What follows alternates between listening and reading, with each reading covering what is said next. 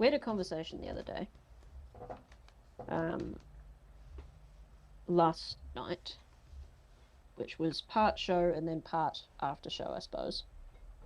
Depends on when we end up making the cut. I think all of it was recorded, so Yeah. that's interesting. But in the end of it, we sort of touched on a topic that we did in that lost hour, a couple hours that we had, which was sort of about I have an instinct that I've only just sort of realized that might be my, I'm gonna say calling. I know that sounds a bit religious, which is annoying, but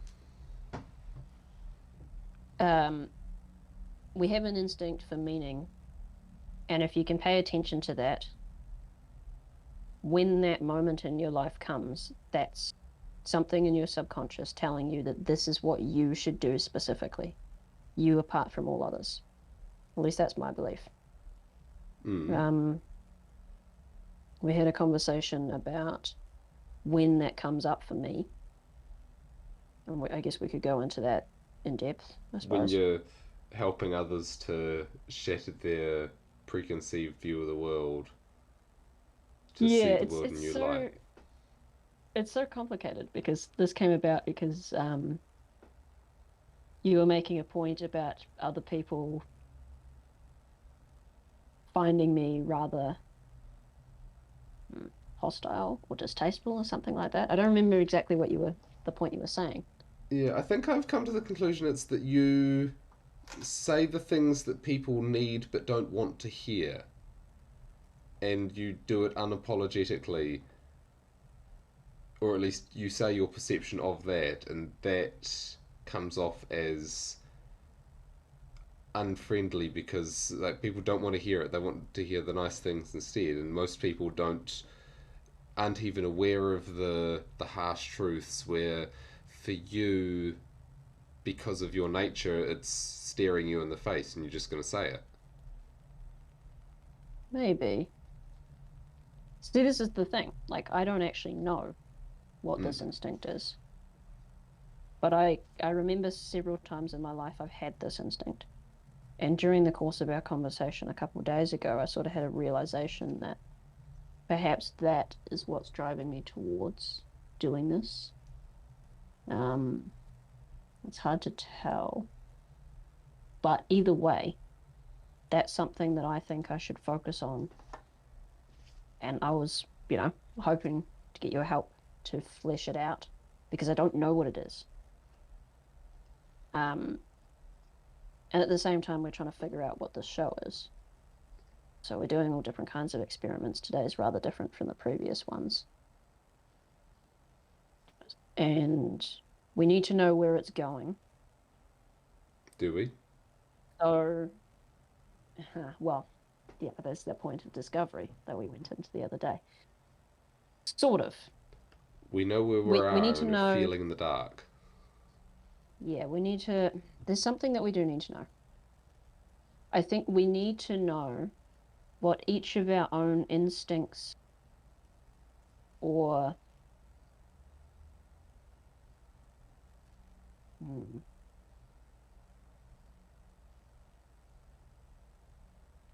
each of us has some unique thing to bring to the world.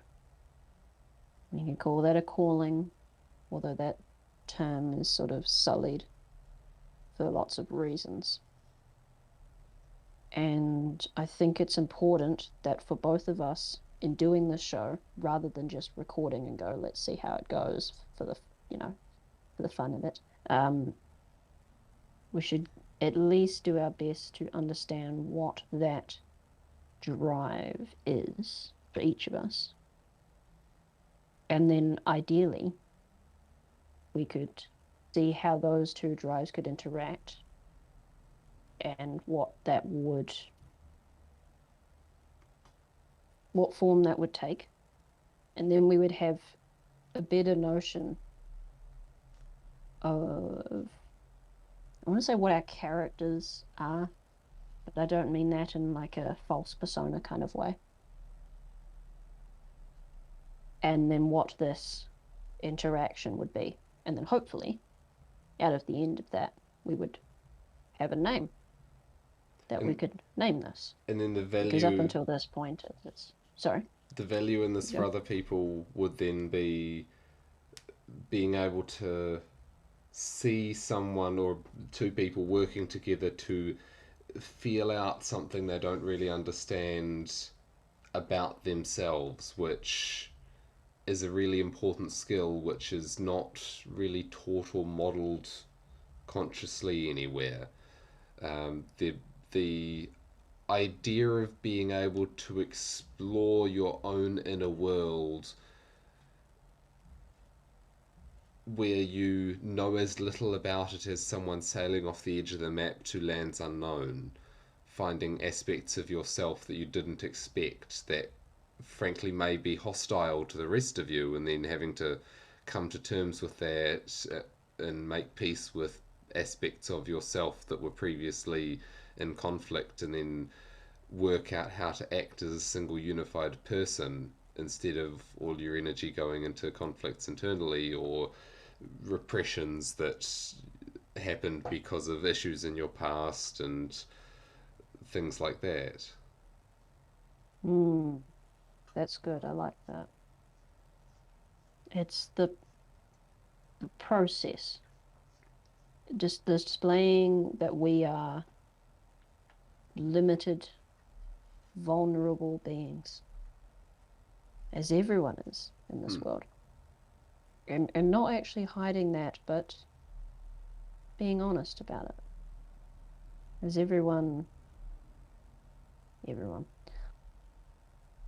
well, most everyone in the public sphere acts as if they know themselves perfectly, as if they're without flaws. And well, their persona.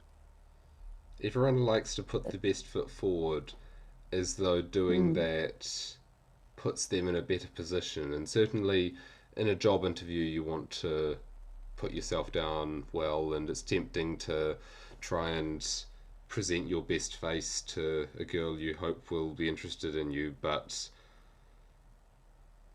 I've been questioning that. Like, logically, I think that's wrong, but emotionally, it's still attractive if I knew how to do it. But I'm coming to terms with the idea that that's just setting yourself up for failure. Like, if you, rather than fake it till you make it, as I talked about previously, I'm now thinking it's more if you did bare your soul to the world, what kind of soul would be best to have? mm, Who do you want to be such that bearing your soul to the world, even if that soul is tough and not very interested in certain things that people would expect you to be interested in or whatever, if it's something you can proudly bear instead of needing to hide behind a mask that you then grow into such that the mask becomes who you are. I think I I see where you're going with that. I think I just got hitched on the word. Is it pride? Was it pride that you used? Bearing your soul and to be. Something you can be happy to expose to the world or proud to expose to the world, yeah. Not sure if that was the word I used, but I can I see that guess meaning in there. I could see a way that one could be proud of the work one does while being vulnerable. But I think in the moment of doing it, like we're doing now, it is you can't have pride. It won't it's not the The right pride thing. comes later. The pride comes once you've done the vulnerable work, faced the fear, and then the image I have in my head of sort of standing naked before the world. It's like rather than clothing your soul in all the or clothing the face you show to the world in the fashionable interests or or ideas and opinions that you think will make you popular, you find, yes, I'm interested in some of these things, but actually, some of them hold no interest to me, and this is who I am. And for some people, who they are is extremely flexible. So it's actually impossible to pin down. But for some people, who they are is sort of well defined, and they have to bury it in order to um, conform to what they think will be socially acceptable. And like working that out is a big thing too. Like for highly creative people, they'll be, who they are is so flexible that that flexibility in and of itself is the thing that they need to recognize and learn to love about themselves. It's like there was an interesting definition of love I came across where it's taking as part of yourself. So if you love someone, you treat them as well as you would treat yourself if you cared about yourself. But like people will be better at giving their dog medication than taking their own medication. So there's a disconnect there, and like hear self love, and I get the sort of crossed wire there of it's like hedonistic or um, sugary self love, like arrogance and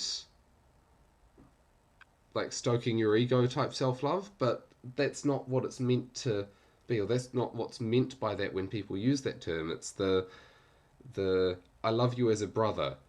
Now get off your jacksie and go do a thing because I want the best for the best in you. I don't want you to be the best slob on the couch you can be. I want you to get off your rear and do a thing because I love you and want the best for you. I don't want to support your worst aspects. And that sort of love for the self, such that you can love your true self, that you can then, such that you can then expose it to the world and be like, this is who I am. And that can change as you grow, but to have the self inside put together in such a way that you can face the world with it, that there's and the path to get there, it's like, okay, that's a great idea, but how do you get there? And that's the bit that I think we're trying to do here. And I've monologued again, so I'll shut up and let you talk. We all, everyone has their, what's the word? Ah, sorry, I've lost the word. The idio, idiosyncrasies? Is that the Mm. word? Okay, yes, that one. Everyone has their wee things. And I think one of the other things that's very valuable is to say something like you just said in public.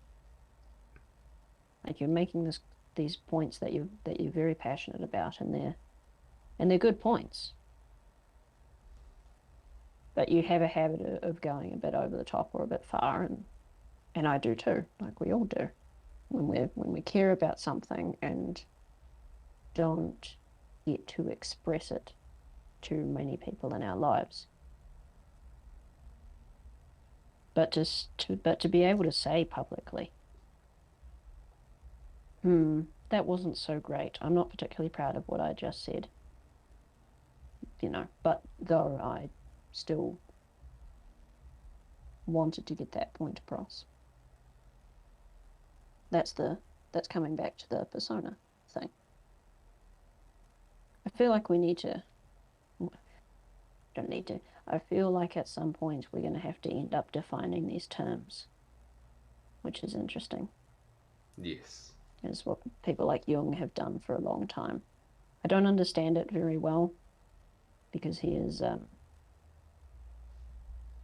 unbelievable figure.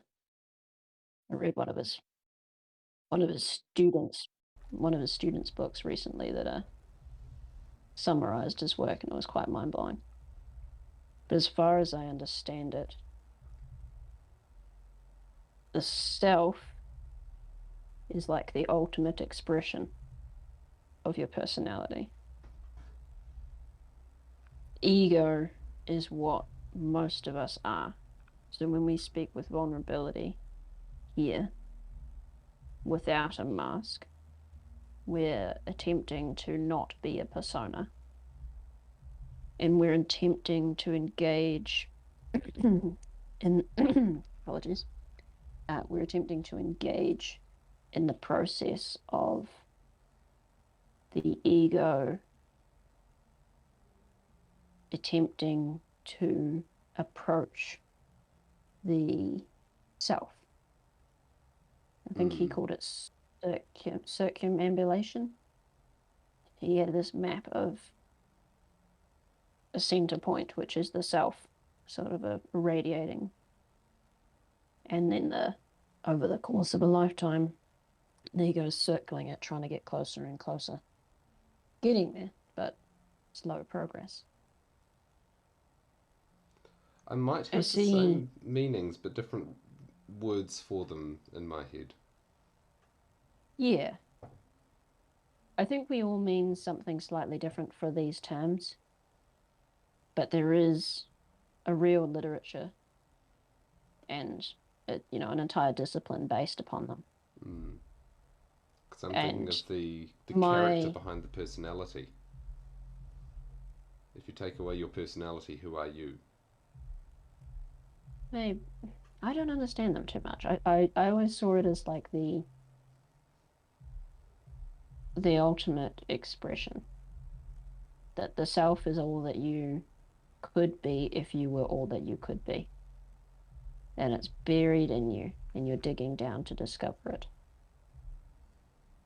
And the ego is the thing that is doing the digging. So that our voice is here with the ego, which didn't have the negative connotation when he came up with that term. People think of ego as bravado now, as actually part of the mask or arrogance. But truly, it is the self-conscious part of our soul. That's at least what the term is. I don't want to get off into the weeds. I think hmm, Where's the path the we were plan on was to before?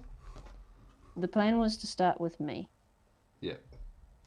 and do a bit on who I am and what I'm trying to discover, and then hopefully to come up with a slightly humorous nickname to apply to me. For example, one of the early ones that came off my head for you was alchemist, something to do with alchemist. We'll play around with that for a bit. Um, Not sure exactly why I want to have these weird names, but I think it might be funny. We could have a title that's something to do with that, or we could just do something like the red room or the orange room or something. The dark room. Uh-huh. Fumbling the Um, abyss. yeah, you really like that one, don't you? I do. There is something there, something in the dark. Something abyssal. It's like you stare into the abyss and then it stares back into you and changes you. And if you stare long enough, you see the light in the abyss. I think I have an issue with the negative connotation for abyss, because I think the exploring in the dark is a positive thing. And yes, you can go to, in my mind, the abyss is the place that you go that's pure darkness, like evil darkness. But that's not the unknown that we're engaging with. It will be sometimes. But to my ears, the abyss is the unknown that is evil, rather than just unknown or unknown and beautiful. Mm. which is why I have a hesitation for that one The particularly. wilderness. Like the term bewildered Yeah, comes from to be confused by the wilderness. maybe. There's something beautiful to that. Regardless, with this exercise of vulnerability and engaging in the process of discovery or self-discovery or self-development even, I suppose. Not in a yeah, there's an issue with that word. It was my idea to attempt to do this. And I think it only fair that we start with me and try and flesh out what what might be the instinct that I follow, or better yet, what might be the the driving force, the motivation maybe So we're searching for behind the meaning. way. Yeah, we spoke about the conversations that we used to had or you observed me having with friends of yours. And then you spoke about their reactions to me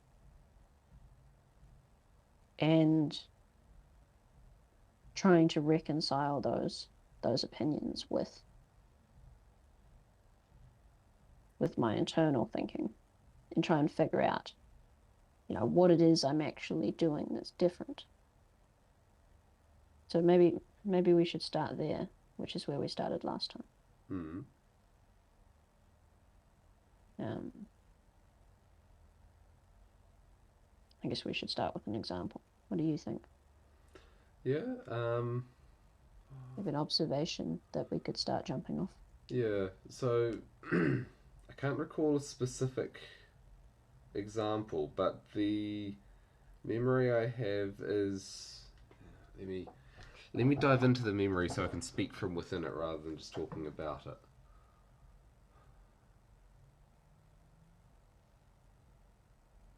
I think you made people uncomfortable because like my initial impressions of you were that you were confronting in the sense of like a piece of art is confronting when it shows you things that you didn't expect or necessarily want to see. And you were unapologetically confronting about the sort of comfortable things about people's lives. You'll take the little comfortable white lies that people live and give them a poke. And for me, I think I have a very different reaction to that than most people because for me, I get a intellectual poke, and the idea of I'll leave that for next time. But for most people, the way I understood it was that it was that's uncomfortable. Stop poking there. It's like um, there's an iceberg ahead. No, that'll affect the share price. Don't tell me that, or something like that. It's like I don't want to know that because it makes things more difficult now. And my understanding of your side of that, which I'm going to restate what I understood you saying to me, and then you can correct me. So we'll try and get it from as many angles as possible. That All right. your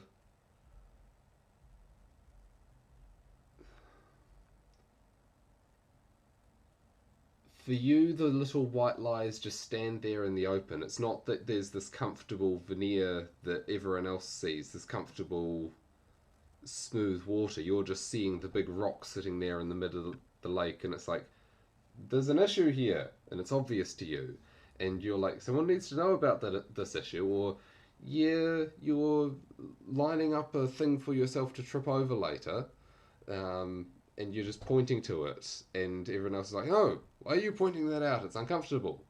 but there's a thing and you need to know about it. And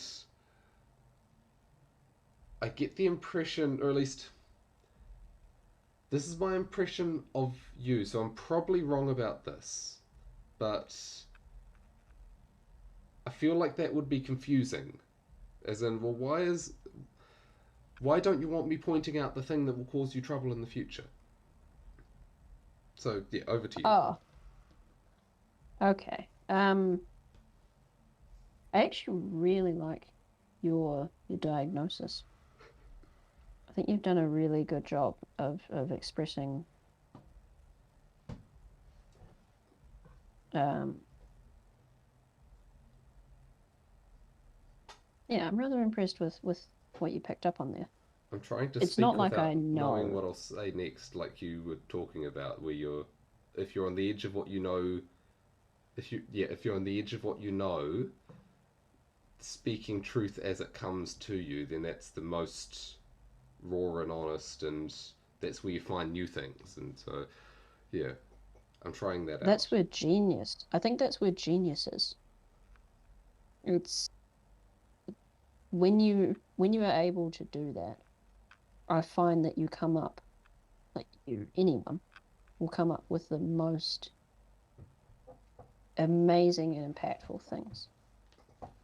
Like it's revelation almost.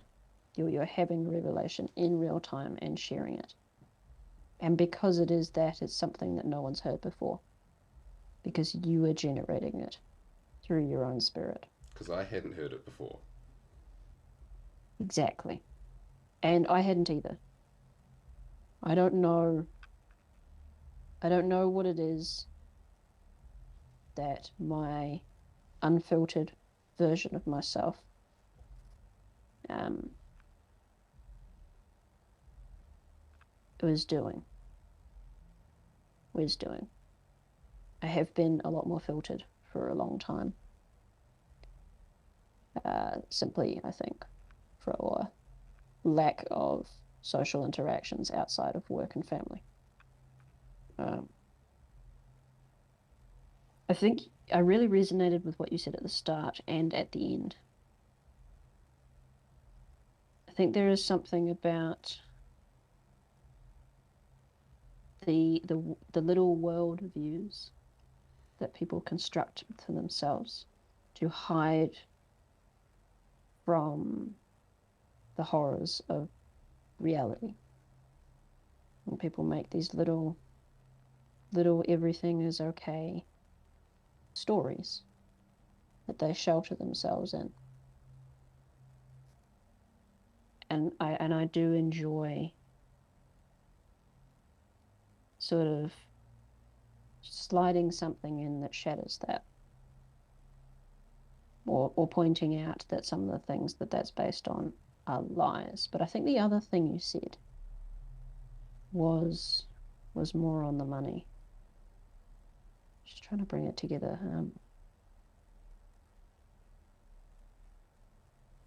Hmm. About the way other people react to it. No, no, about the motivation. Pointing out, there's a rock You're here you're talking going to about. trip over. You should know about it. Oh no, it's not. No, it's not like that actually. It's okay. I'll address that. You made the point of these things are just obvious to me, and it's like, why isn't it obvious to you? Here, let me tell you about it because I'm here to help you. Um, and I understand why you would make that diagnosis because I think that's what you would do, or maybe that's what you do. Um, but that's not really my nature. It's not, I see a big rock, I'm going to tell you about it so you don't stub your toe.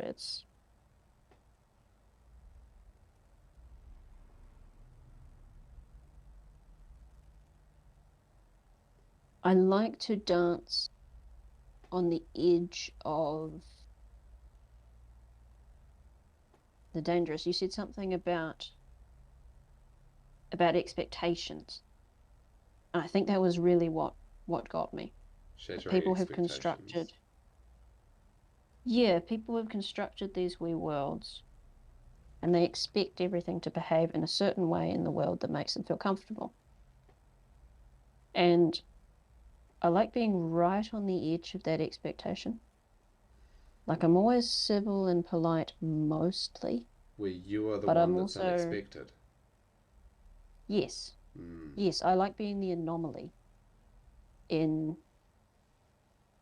I don't want to use the word normie, which is where my mind went, but in the life of someone who is built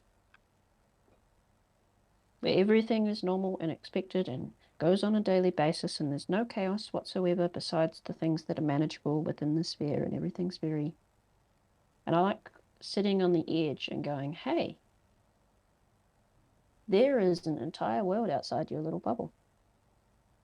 Just a reminder, you don't know everything. There's an And element you've of that. constructed,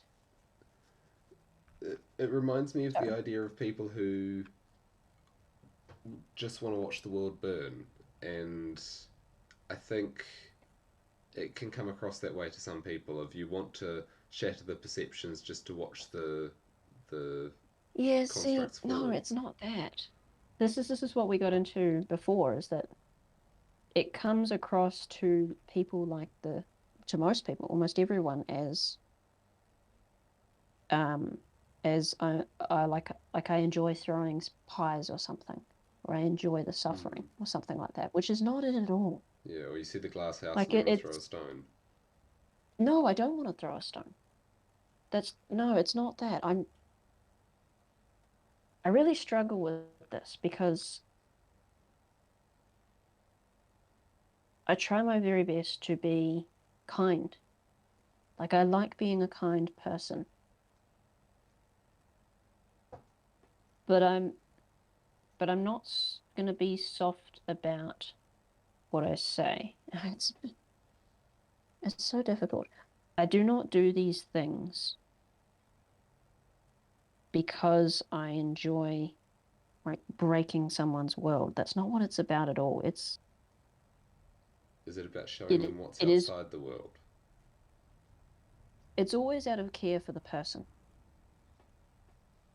not about what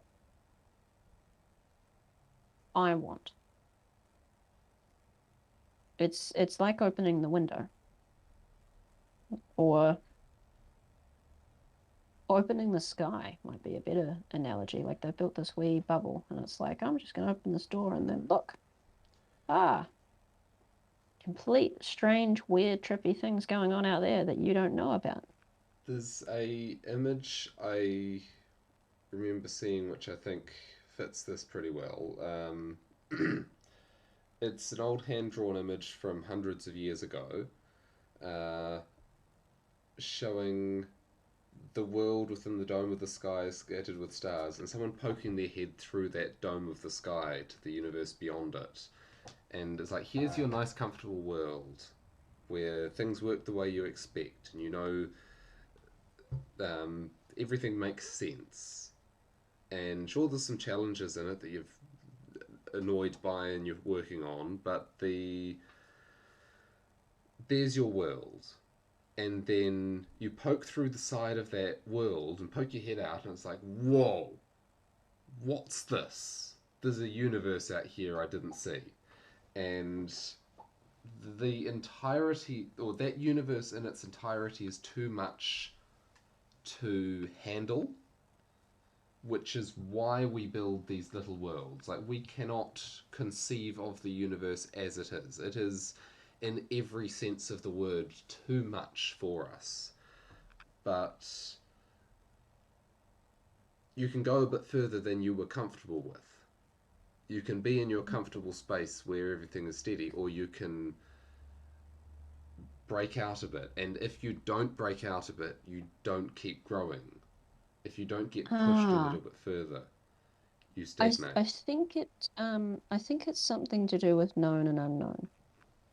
I think that people who build these little worlds are trying to conceptualize everything in the known and are doing everything they can to avoid facing the unknown and particularly the border places where there's chaos that's like seeping in to their world, and they're trying to like look away. Hmm. Um, Hold on one and second. just be like, no, my life. Sorry, Sorry, I just need to put on a sweatshirt and take off the headphones to do it. There, sorry. Carry on. professionalism. Gotta love it. Human beings get hot and cold. Imagine it. Um, uh, Sorry, I interrupted. I want I want people to feel the wonder of the unknown. People build themselves little worlds of known and go, this is all there is. This is all I want there to be. I don't want to have any relationship with what's not known. I want to just be in my little, my little. I think it's because my mother was like that, to be entirely honest. She did and still does refuse, absolutely refuse to talk about anything in the world that is not cozy and comfortable in her little life. You know, she's like, I work at the library and then I go home and I do knitting and I did this, this, this. And me as a child, I was like, you know, but what about the military industrial complex? What about, the slavery of fiat money or all this stuff? And she's like, nope, I'm not ever going to pay attention to anything that is negative or outside of my control. And I think it's the second part, more than anything. Um, if you don't have, you need to have a positive relationship with the unknown. You need to look at things then and go, wow, I don't know what's going on here, and this is fascinating. See, that's what I mean when I say abyss. Yes, But yes. wilderness may be a Whereas, better term. yeah, I just have that negative thing with Mm. it. I think it's difficult. I don't know what it is, but you hit on something with the saying the unexpected. That's what I like to be. I like to be, when I do it right, I say the thing that they never expected to hear. Like the best example I can think of is a conversation I had with an Indian workmate, a young lady. I was working at an Indian restaurant on a work day. We're talking about all kinds of things, and I think she was talking about, or how it came up was she was talking about moving here from India and the freedoms that comes with it as a young lady being able to do all these kinds of things. And we're in the Western society, and that's the image of our society is everyone is like, yeah, you gotta love the liberation and all of this. So I started devil's advocating the opposite perspective. I started making defense of traditional societies who have less freedom for women. And I did it in a kind way, and I did it in a way that was hard for her to defend against. And the point was more, not everything is as simple as you think. Not everything is this good thing, that bad thing.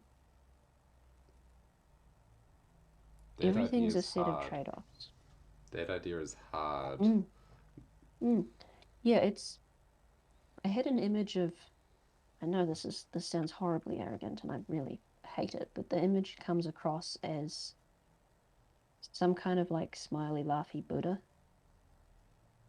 From all I know of them, I think of like the Dalai Lama or something like that, is that they, or even the old stories, is that someone will come to them and have some kind of question about the world or do something. They just sort of go, that's so. There's something about,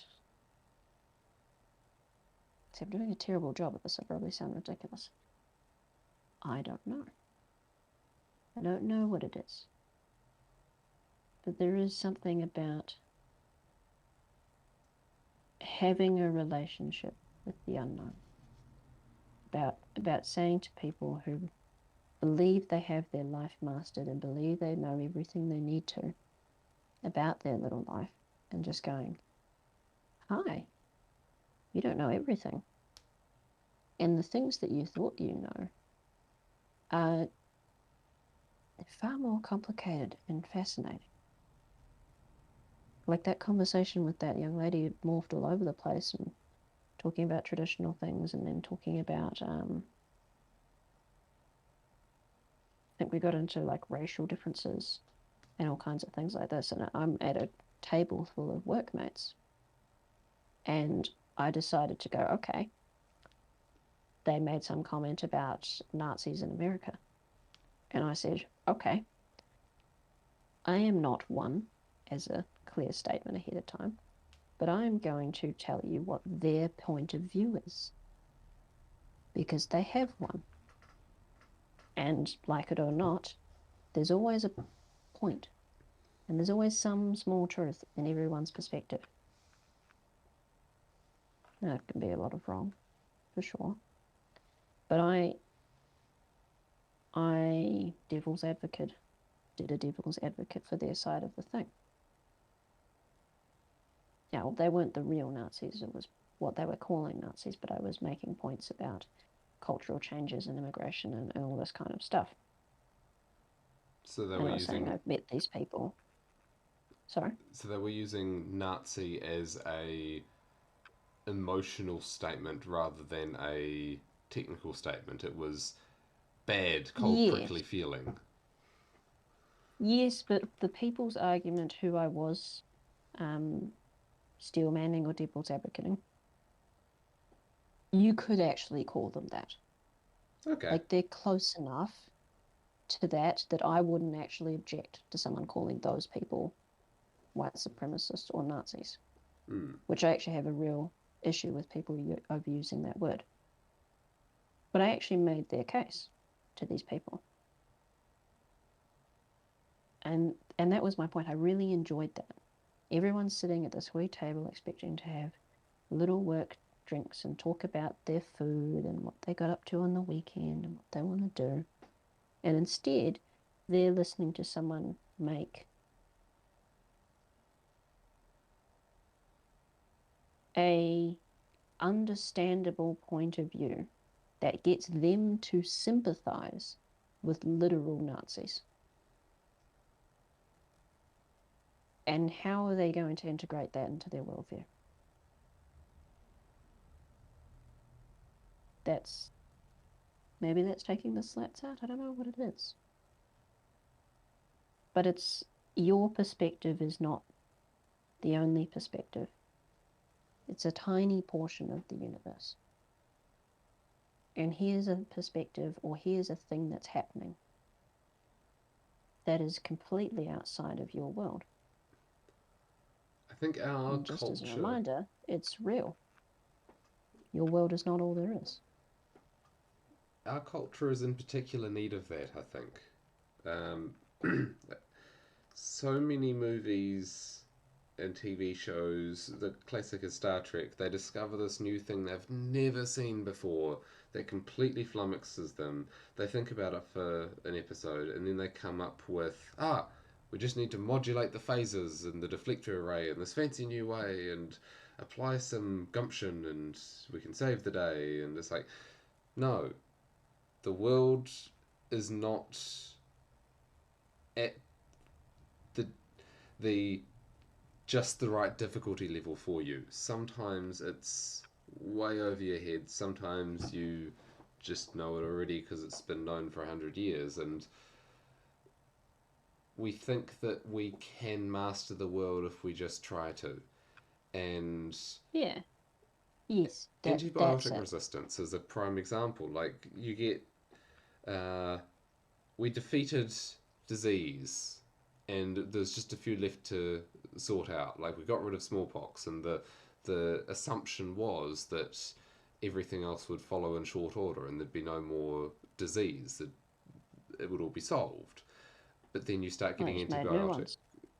Yeah, the the bacteria are developing and evolving towards their own goal, which may be at odds to your goal, and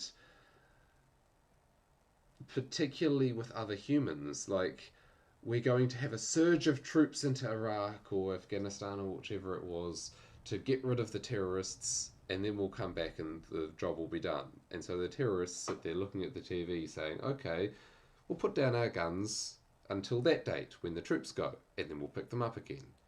And they couldn't conceive of these people looking at the plans that they were making publicly available and acting in opposition to them. The assumption is that the tiny little model in their heads of the world is that it will do what it's told to. Like that kind of arrogance It's, is embedded in our culture, and that kind of snapping people out of it that you're talking about is needed. hmm, I think it's what Nietzsche was getting at with the death of God.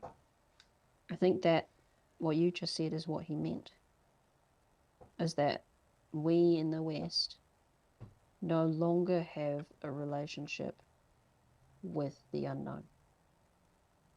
We think we know everything, or we can know everything.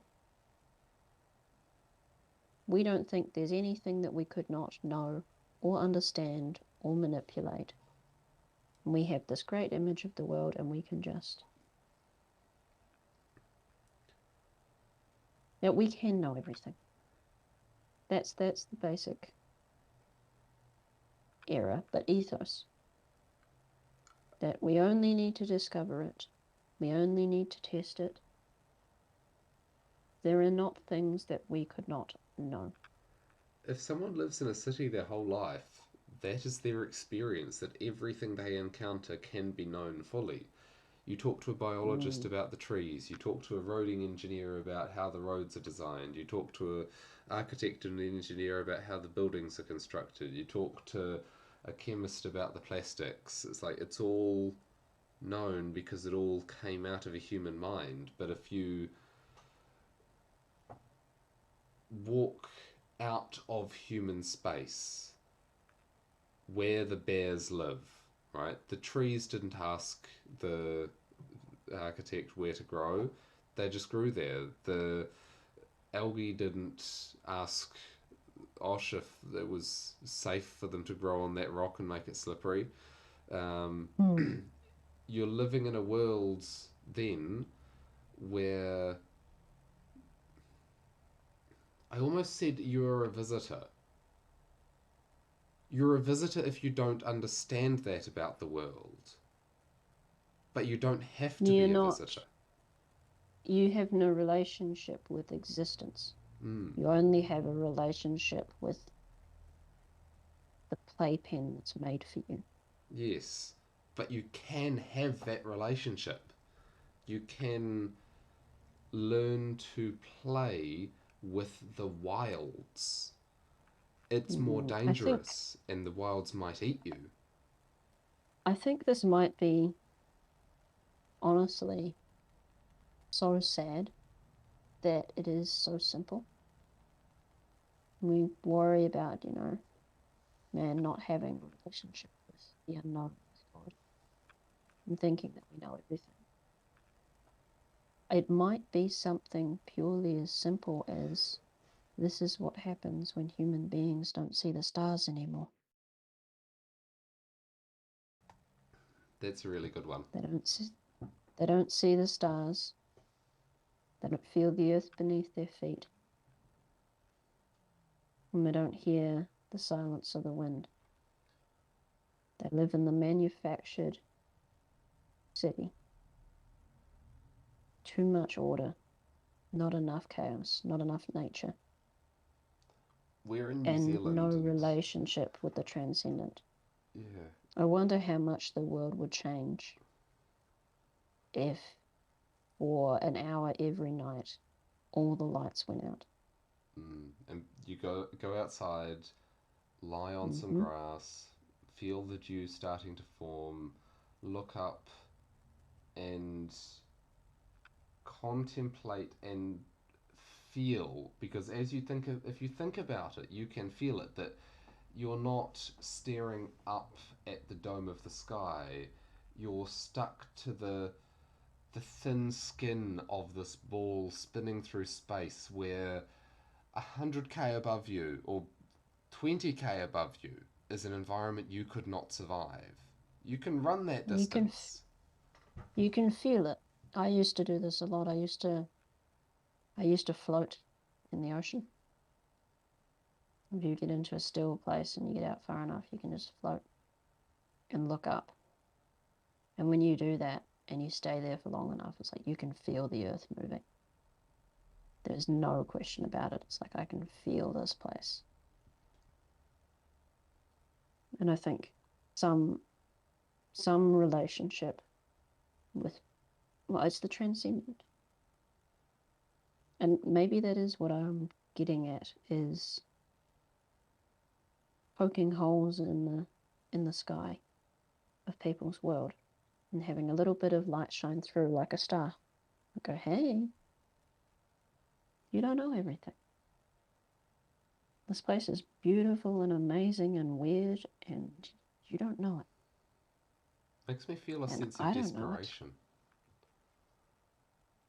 Like Why? like I want Because you're to desperate to know it. I'm desperate to wake people up to it. Well, I want to go and know it myself, but it's like, hey everyone, mm, we should go over there because it is indescribably beautiful.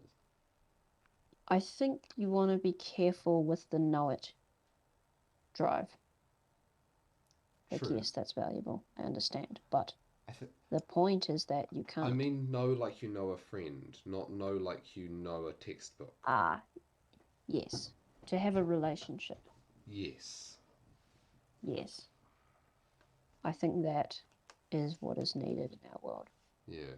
Go and meet the And wilds on the wilds terms and I think the ancients' relationship to the stars in our utter disregard to them says a lot. mm, And I think they were able to achieve great things and they left messages to us telling us, look at the damn stars. And we don't. most of the northern I'm hemisphere far never from sees the full sky because of the I'm yeah, I'm far from the city that you live and even the smaller ones around me. They're hours away. I still can't see the stars properly.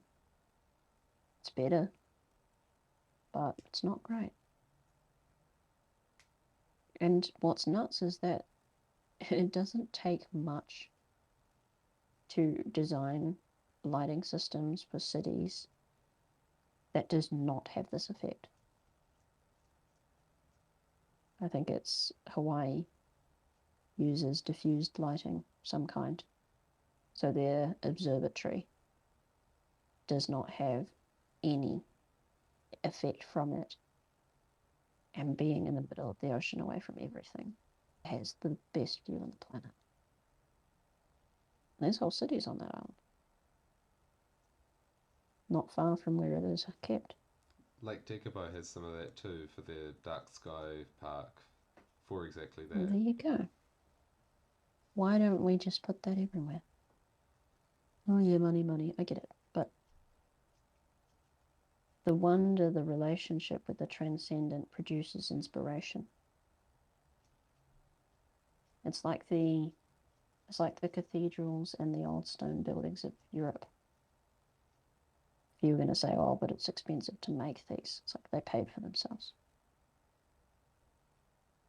Beauty, a pure relationship with beauty and wonder is always, always valuable and it will outperform the investment. I think the effort they And it's put almost into disgusting that I have those. to, it's almost disgusting to have to use that language, that we need to justify having a relationship with beauty in terms of money. It's disgusting. Mm, Money used to be something that was valuable and beautiful in its own. A gold coin itself is something that is transcendent and beautiful as an object. and it's useful and it's grounded and it's connected to reality. And we're no longer connected to even that. Ones and Money's zeros in just computers. paper now. It's just digits. Just there's nothing transcendent about it. Even gold's relationship to the sun.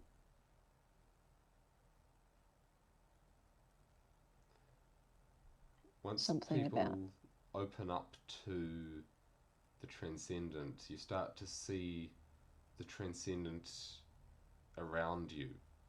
Like, you don't. The transcendent can still be found in a crowded city. It's mm, harder yes. because you see the human pattern instead. But There's transcendent beauty in humans. mm, I think it's harder because it's noisy.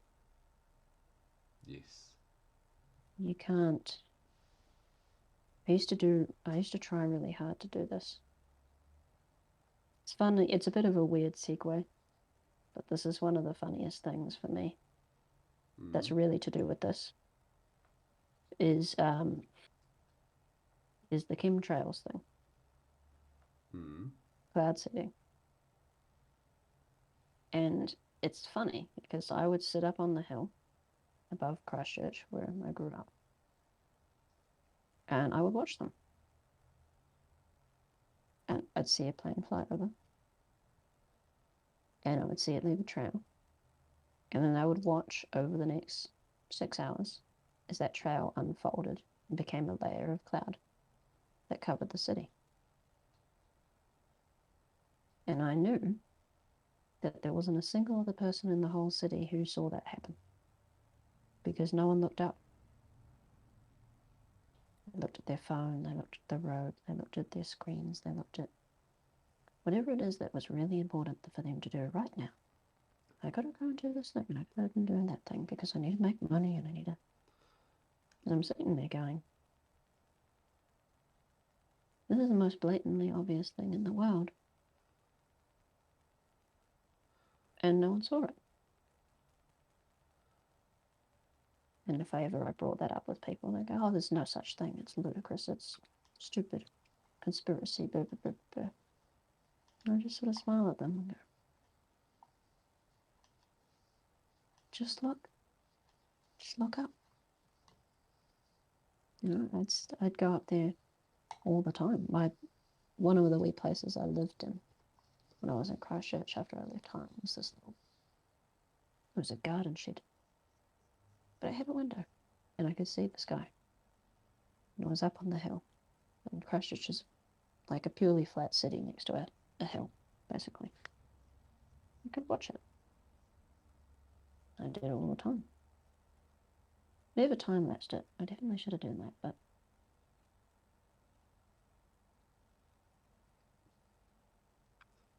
as an engineer, I'm I don't fighting know. the urge to jump into the physics explanation of high altitude ice particles and Uh-huh.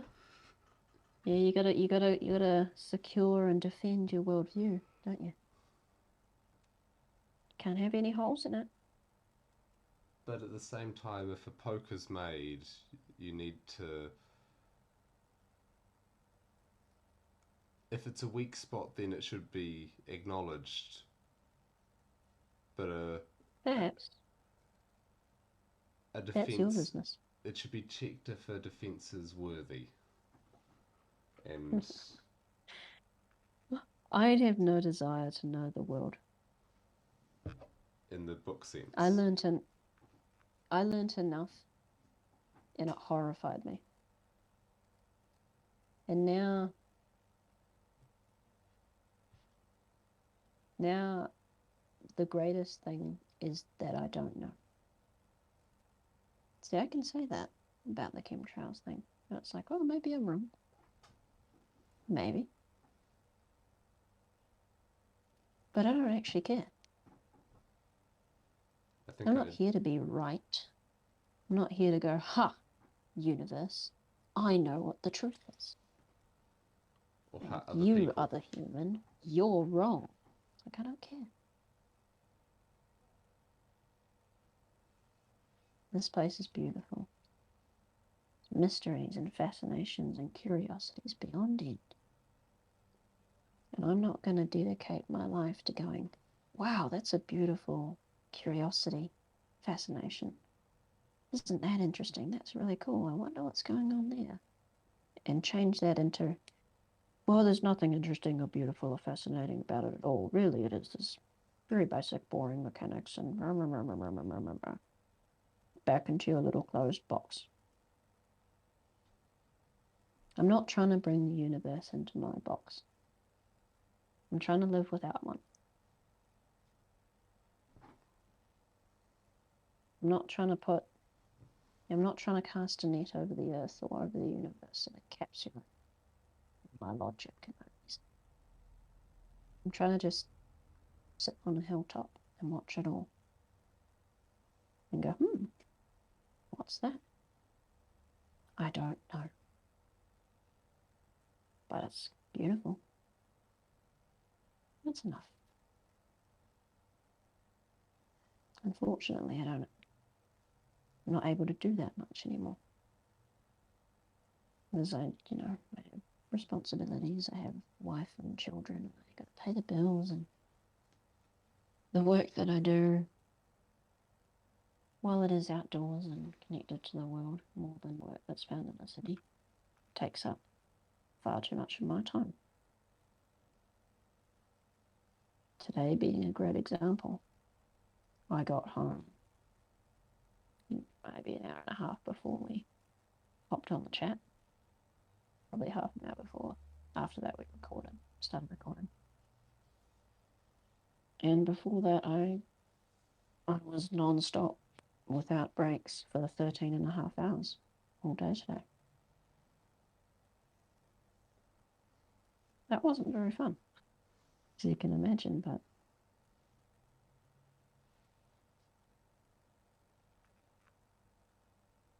I'm not a lone wanderer anymore.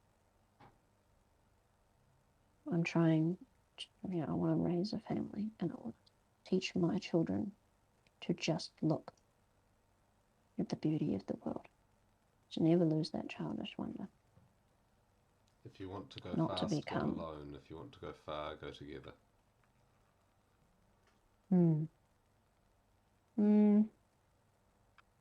It's not about me. It's about them now. Yeah. My job is just to show them or try and impart to them the way that I see, and then see what they see. All this to say, trying to figure out what instinct it is that I'm following. I don't know. I'm assuming it's to do with that. Look at the beauty. Look at the weirdness. Look at it all. And don't try and be the master of it. You're not the big boss. You're not the master. You're not in charge. Not of your life. Not of any. Maybe that's it. Maybe I'll never know. But it is always breaking the ordinary expectation and always bringing in something that they haven't seen or heard. The anomaly in their little matrix, glitch in their system. And I don't know why I like doing it. Maybe it is some form of selfish joy. But I hope not. So I want the best for everyone. And it always feels like an act of love. And I honestly don't know what else I have to say on this. I feel like I've spoken a lot. Yeah, I think it's How does... nicely Sorry? rounded out. Okay, that's good. How does that mesh with what you've seen? As you've seen some forms of this in conversations with We use names. Oh, possibly best to That's keep a names out question. of it. Descriptors maybe so we know Okay. who we're each talking about, but Okay. A couple the friend we who's met through. friends of yours.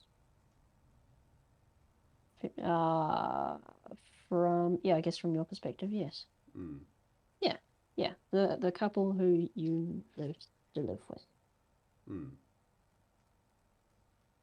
And I can't really think of any other times that you would have observed these forms of conversation or these things that I did.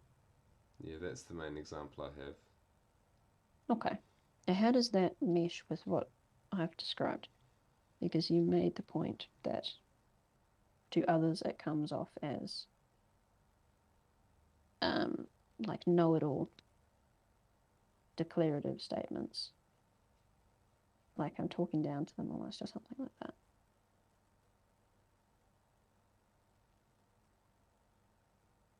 It's almost like you're fed up with people not seeing the beauty you talked about, and so you're just like poking the hole, like it's effing there, where you see a appropriate opportunity. Right. I guess I could see that. The instinct is love and care and patience, but I'm so what sick of people or normal people living in their little world that it's like I'm not going to do it with care and patience. I'm just going to go, no. That would make a lot of sense to me. That rather than trying to ease them through it and do it in a gentle, kind way, I'm just sort of throwing it in their face sometimes, or maybe more than sometimes. Does that sound right to you? Yeah, yeah. Whichever degree you end up doing it with, more or less patience, that's the right sliding scale depending on your level of patience. I guess, yeah. Also, I think care of perception during the earlier times in my life. The part of me, there wasn't really a part of me that cared what others thought of me. So I would just say the thing. Mm. I wouldn't try and be nice about it. I wouldn't, as you say, just say it matter of fact. No, that's not the case. Oh, you're wrong. Mm. Though I've I don't know. found that, I guess because I've been a receptive audience to that kind of poking, that I haven't felt uh,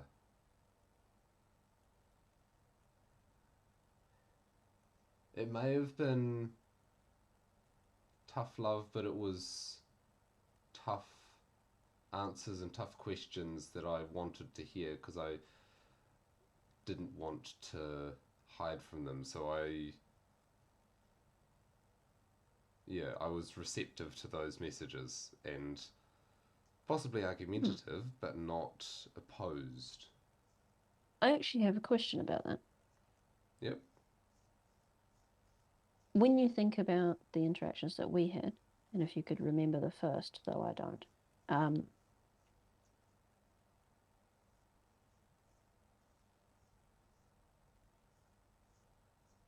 did they change over time? I'm sort of wondering if they started in this sort of very almost hostile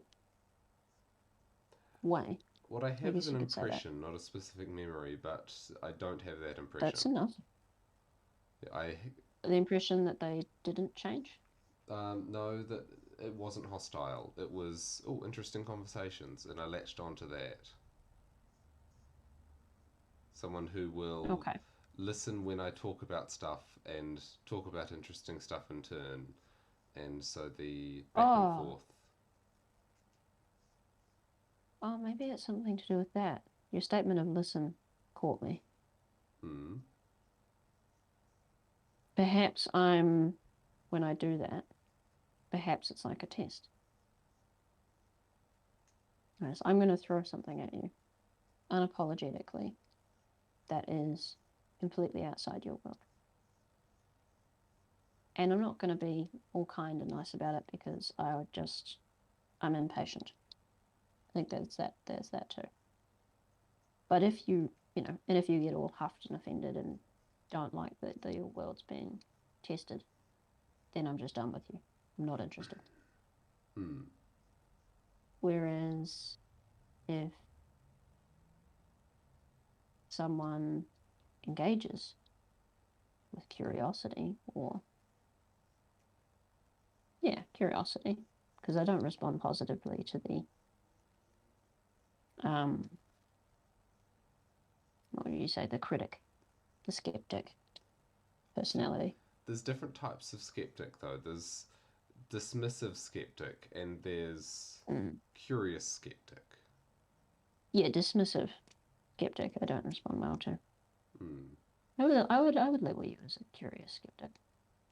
That's what I would hope to You're be. much you're much more skeptical than me. But then again, that's that difference where I'm not interested in knowing, Where though I that have known is. many things. Which is funny because I do Yeah. nothing but educate myself all day, every day.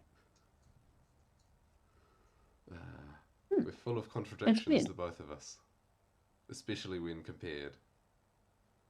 Yeah, I don't feel a desire to be. No, it's that box thing again. I don't see myself as something that fits inside a box either, nor would I want to be. Where I want the endlessly expanding box. It's the growth of the box that Yes, gives me joy. yeah, yeah. You want to have a big box that encompasses more and more. Mm. Whereas me, I know that the box will never encompass all things, so I just want to sit in the middle of all things and look at them, and not worry about what's inside or outside the box. I know I it'll think that's the never best encompass analogy. everything, but Mm. I also want to continue growing the box. That's the thing. It's the I think drinking I from an guess I endless ocean. I think I have that too, I suppose. But I like the edges of the box to be blurry on purpose. Mm. Because perhaps if it's like a field of things that I somewhat know, but I do not take any of them as absolute knowns, then I can encompass more.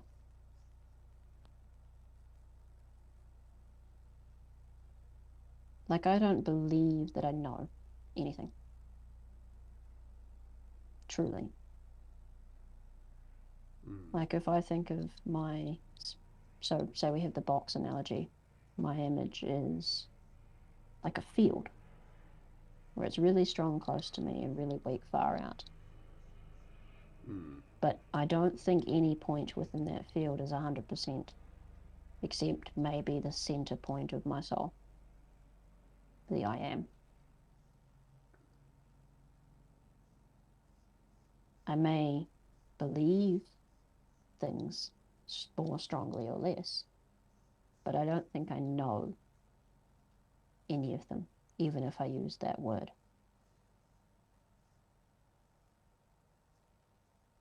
And I think that's why I'm not a skeptic person. I just sort of collect lots of little tidbits, and the things that line up together come, what, closer in terms of probability. Things that don't really line up with anything still sit out on the edges. Mm. But I still include them, even if they're false, because the things that are right next to me could be false too.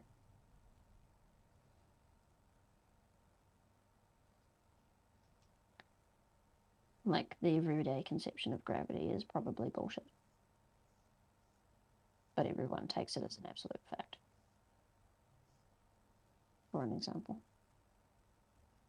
But it's our best And I think I guess. often, uh, yeah, for most people's best guess. Wouldn't say it's mine, but that's Mm. beside the point. And the other thing I've noticed with this analogy, all of this image, is that it sort of shows that I actually have contradictory things in this field Mm.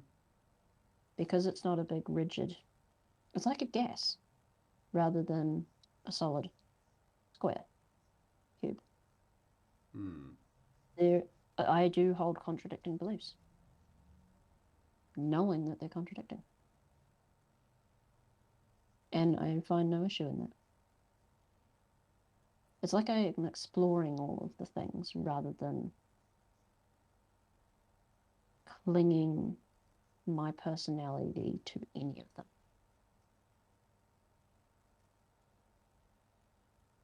There's no association between me and the ideas, I guess. I do not know anything. I do not own any of these. And I do not make any claims to the truth of any of them.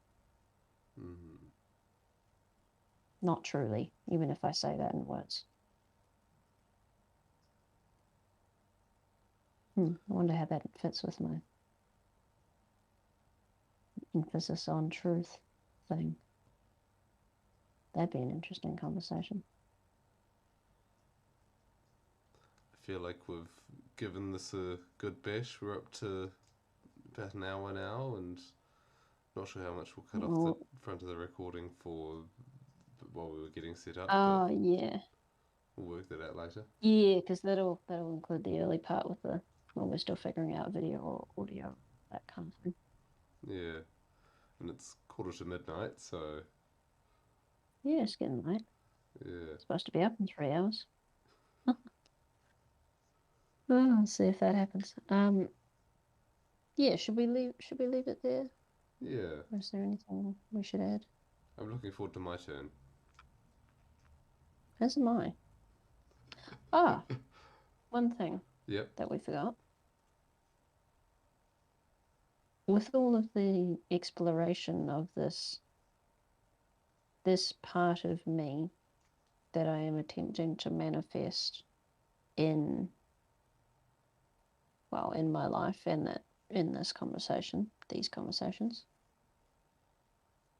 do you have a name for it? Oh,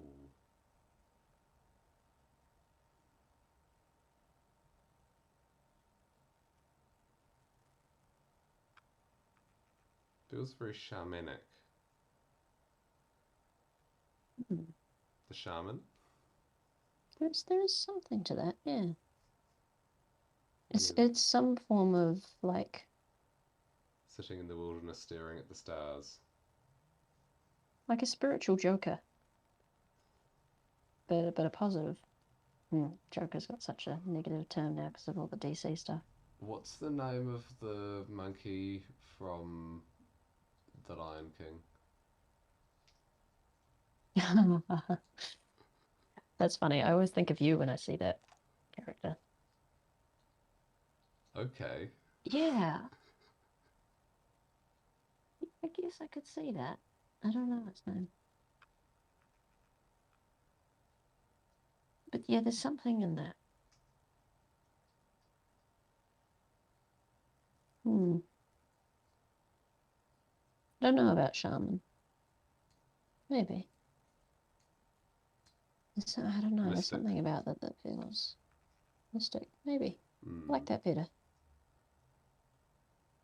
I think a two word conjunction makes things funnier. Like when thought about alchemist with you, I felt like I needed a preface. The something alchemist. The argumentative mystic. Maybe. I did actually try YouTube when I was it was before I met my wife. It must have been like 19, 20. Very, very hippie. I had very long hair. I was very different to, well, actually, no, I'm more in line with that person than I am now. I went through an incredibly conservative phase, which was quite funny. Overcorrection, perhaps. I think your personality is prone to that. Oh, I'm very, very prone to falling into ideological traps. Um, I'm obsessive about ideas. So I come across something new and I'm like, all about that, all about that. It's the biggest thing in the world. And then it's not. And it's the next one. I guess well, I'm always on the physics thing. So that's something for another day. Oh, I've got bits of that Anyway, too, I was going so to say yeah. that I called myself the Wanderer.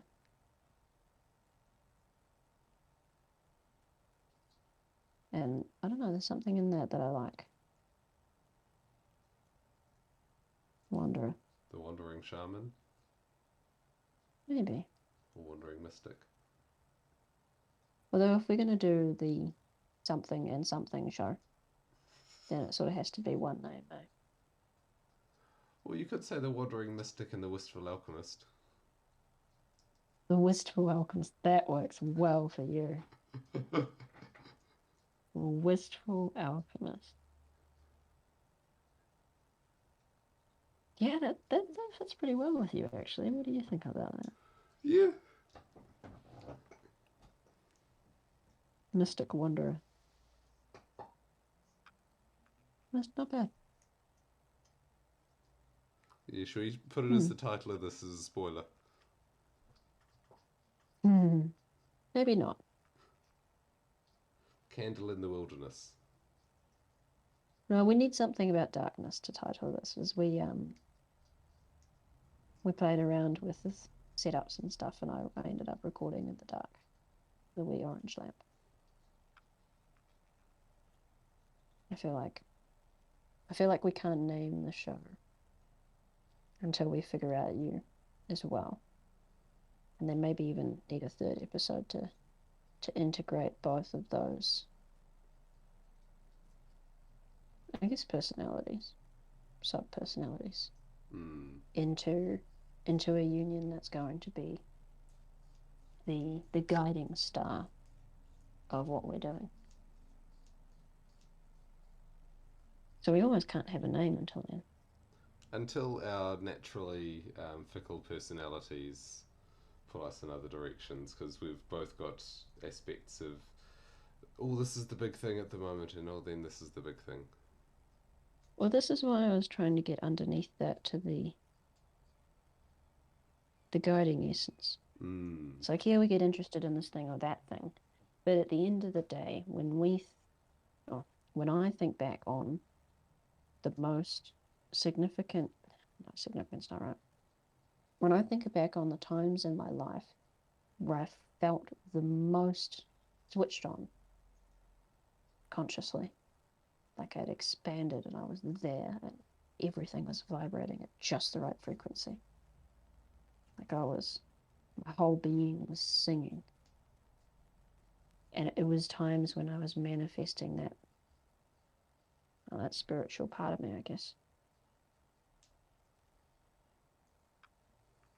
I think that having that for both you and I, and then how they may work together as the guiding star.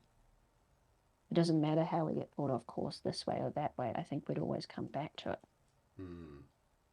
because your deepest sense of meaning, felt meaning in your life doesn't change. I don't think. There are things that catch your interest this way or that, but I think there's something beneath interest. And Just that's what I realised was trying to get at today.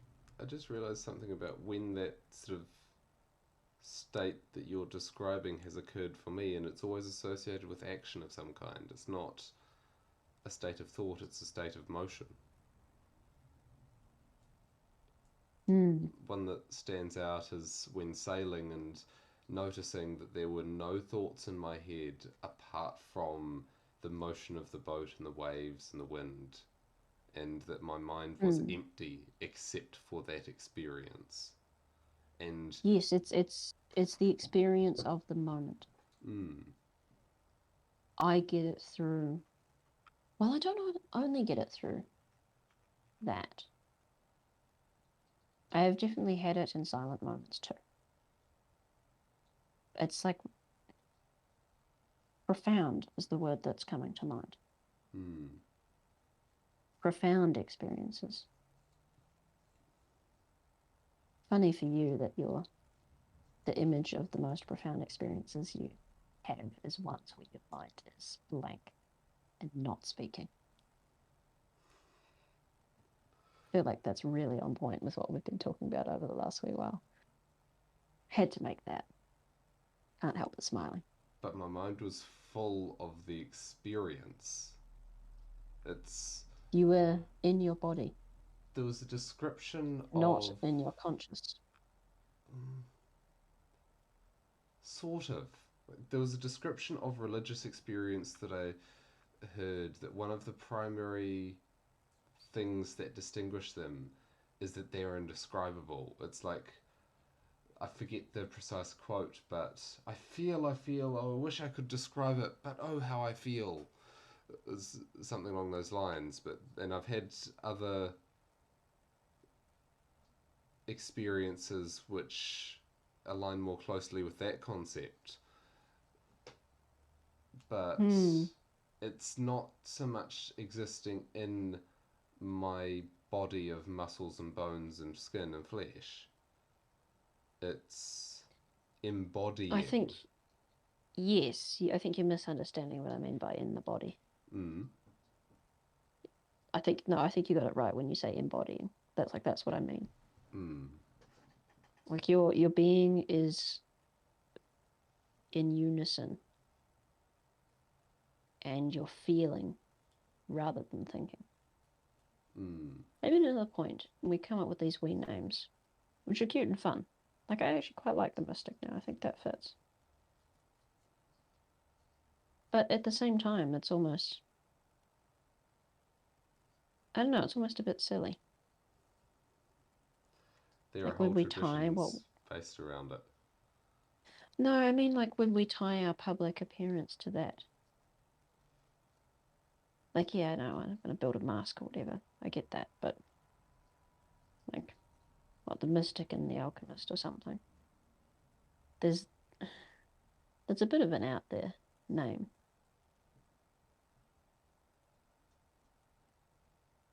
You're Like playing feeling in around the with. dark. Mm. Not Because you said feeling in fumbling, the. but I don't like fumbling. I think feeling, like feeling things Mm. out. And if I continue to record in the dark like I've done, that fits very well for my feeling. Feeling in the dark. Yeah. I'm just enjoying the Feeling out the conversation. dark. Oh, for sure. Yeah. Gotta rename the thing because I don't think technically difficult's gonna fit with this at all. Yeah. Feeling out the dark. So there's something there. I think we'll keep playing with the idea and we'll see where we sit after we've done you. And Yep. then maybe even a third one where we try to bring the two ideas together. Mm. But I don't know. I don't know where we're going. Should we wrap up with But recording for the night at midnight? I think that fits. I Okay. was just gonna say I don't know where we're going, but Well, we know at least one half of this hmm, one half of the stars, the dog star, huh? One half of the union that we're trying to work on better. mm, yes. Work on the next one. And then maybe we could see where it'll go when we got a better picture from there.